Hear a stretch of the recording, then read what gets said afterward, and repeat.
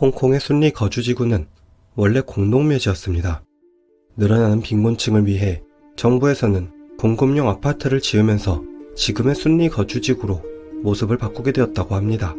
그래서인지 순리 거주지구는 기이한 현상이 종종 목격되곤 합니다. 순리 거주지구로 이사온 지 얼마 되지 않은 한 여학생이 늦은 밤 귀가하고 있는 길이었습니다. 오래된 아파트는 엘리베이터가 고장나 19층까지밖에 올라가지 못했는데 20층에 살고 있는 여학생은 항상 한층 더 걸어 올라가야 했습니다. 그런데 20층에서 복도를 걸어가고 있는 그녀의 눈에 저 멀리 난간에 걸터 앉아있는 무언가가 보입니다. 빨간색 옷을 입고 몸을 앞뒤로 흔들거리고 있는 정체불명의 존재. 어두워서 자세히 보이지는 않았지만 집으로 가까워질수록 그 형체가 점점 뚜렷해지기 시작합니다. 그리고 흔들거리고 있는 정체불명의 존재는 머리가 없는 것이 발견됩니다. 놀란 모습으로 뛰어들어오는 여학생은 부모님에게 방금 자신이 본 것을 이야기했습니다. 식탁에 앉아 조용히 듣고 있던 여학생의 어머니는 그날 오후 이웃 주민에게 들은 이야기를 시작하며 마시던 컵을 움켜쥡니다. 1938년생인 홍콩인 이지등은 30살이 되던 해 순리 거주지구에서 멀지 않은 도시인 타이콕 추이에서 웨이터로 일하고 있었습니다. 평범한 삶을 살아오던 그는 1981년 광동의 중산에서 임팩음이라는 중국 여성을 만나 결혼을 하게 됩니다. 1990년 후반 중국과 홍콩은 경제발전의 온도차가 심했습니다. 중국에서는 홍콩이 인생 역전의 기회를 얻을 수 있는 땅이라고 여겨지고 있었죠. 그래서 위장 결혼을 한 채 홍콩에 넘어와 일을 하는 사람들이 많았고, 홍콩 정부는 이런 사람들을 막기 위해 홍콩의 거주권을 아주 엄격하게 관리하고 있었습니다. 임팩음도 홍콩인 이지등과 결혼했지만 거주권을 받지 못해 오랜 시간 동안 중국의 중산에서 지내며 결혼 생활을 이어나가야 했습니다. 2000년이 되어 거주권이 발급된 임팩음은 홍콩으로 오게 되지만 이때는 이미 실업한 지 오래된 이지등을 대신하여 가정의 소득을 책임져야 했습니다. 오랜 결혼 생활을 한 이들에게 아들과 딸이 한 명씩 있었습니다. 공부도 잘하고 가족을 생각하는 마음이 강했던 아들 이영성. 생계비를 보태기 위해 주말마다 웨이터로 아르바이트를 하고 있었습니다. 그가 벌어오는 1600 홍콩 달러는 어린 학생이 가족을 위해 할 수 있는 최선이었습니다.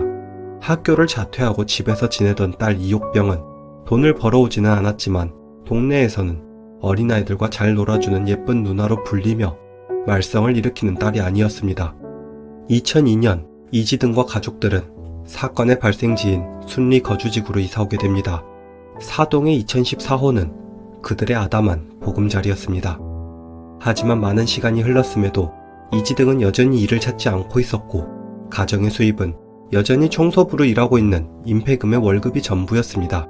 밖에서 돈을 벌어오는 아내 대신 집안일과 음식을 하던 이지등은 가끔 장을 보고 남은 돈으로 경마를 하거나 복권을 사는 것이 유일한 즐거움이었습니다.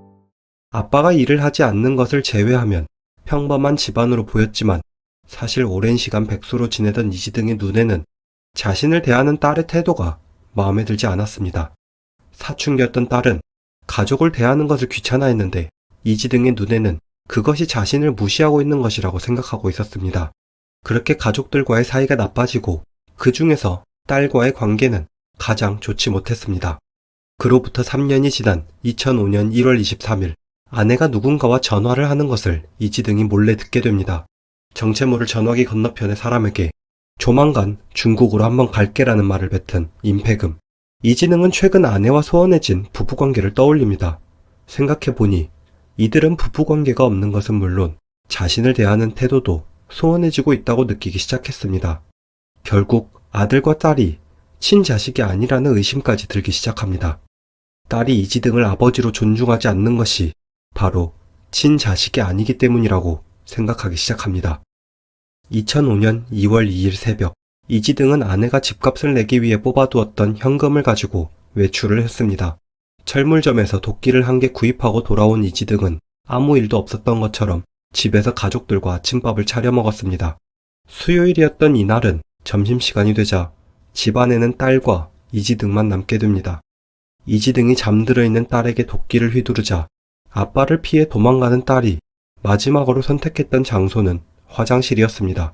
20층에 살고 있던 집에서 4층의 쓰레기통에 신체의 일부를 버리고 혈흔이 묻은 신발도 새로 갈아 신고 돌아온 이지등은 돌아오는 길에 이웃집 주민과 마주치지만 태연하게 인사를 주고받는 여유도 보였습니다. 이어서 이지등은 문 앞에서 아들을 기다립니다. 아들 이영성이 학교를 마치고 오후 3시 집으로 들어서는 중이었습니다.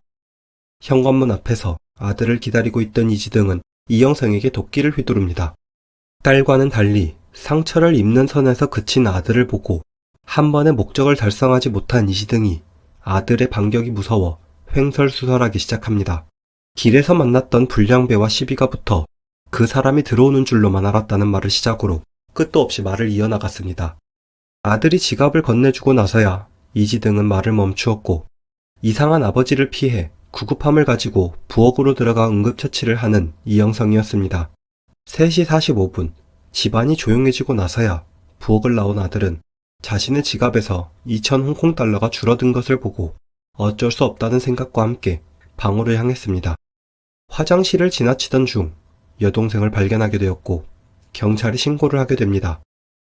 현장에 도착한 경찰은 조사와 함께 사라진 머리를 찾기 위해 주변을 수색하기 시작했습니다. 이지등은 홍콩의 침사 추이와 사틴을 이틀간 배회하고 있었습니다. 그리고 2월 4일이 되자 가지고 있던 돈이 모두 떨어졌고 손에 검은 비닐봉지를 들고 초췌해진 모습으로 몽콕 경찰서에서 자수를 하게 됩니다. 현장 조사에서 경찰은 이미 이지등이 범인이라는 결론을 내린 상태였습니다. 하지만 이틀간 진행한 사라진 머리에 대한 수색은 목적을 달성하지 못하고 있었습니다. 정신과 의사는 이지등을 상대로 오랫동안 지속된 실업 상태와 경제적 압박으로 인해 피해 망상증을 가지게 된 것 같다는 진단을 내놓습니다. 사회생활을 통해 배우는 것이 많지 않다고 생각하는 경우가 많습니다. 하지만 다양한 사람을 만나고 다양한 감정을 겪게 되는 것은 이성적인 판단을 내리는데 중요한 경험이 되고는 합니다. 오랫동안 사회생활을 하지 못했던 이지등은 정신적으로 나약해진 상태였고 그런 그의 사고방식으로 인해 이런 선택을 하게 된 것이었습니다. 결국 피해망상증이 있다는 의사의 소견에 따라 정신병원의 치료를 명령하는 판결을 내리는 법원이었습니다. 그의 피해망상증은 정말로 심각한 수준이었어서 같은 병실에 있는 사람이 바로 아내와 외도한 남성이라고 판단하며 그를 대상으로 범행을 계획하기도 합니다. 다행히 미수에 그쳤지만 말이죠. 2006년 3월 15일 정신과 의사는 법원에서 이지등에게 무기징역이 내려져야 한다고 주장합니다. 완치의 가능성이 적고 이런 사람이 다시 사회에 나오게 된다면 어떤 행동을 할지 모르기 때문이었죠. 하지만 홍콩은 이토록 심한 피해망상증 환자를 처벌할 수 있는 법이 없었습니다. 그리고 이지등은 현재까지도 병원에서 치료를 받고 있습니다. 삶이 힘들어질 때면 그 원인을 외부에서 찾으려고 하는 것이 바로 사람의 본성입니다. 정말 힘든 사람은 이지등 그가 아니라 바로 임팩음이었을 텐데 말입니다. 가장으로서 대우를 받고 싶었다면 손에 경마장이나 복권 용지가 아니라 가정을 위해 무언가를 했었어야 하는 것이 맞았을 텐데 말입니다. 그 후로 억울하게 남은 딸의 원혼이 아파트의 20층 난간에 매달려 볼 수 없는 눈으로 어딘가를 보고 있다는 괴담이 생긴 것이었습니다. 그리고 이야기를 마친 어머니는 조용히 마시던 컵을 내려놓습니다. 세상의 모든 이야기 지상이었습니다.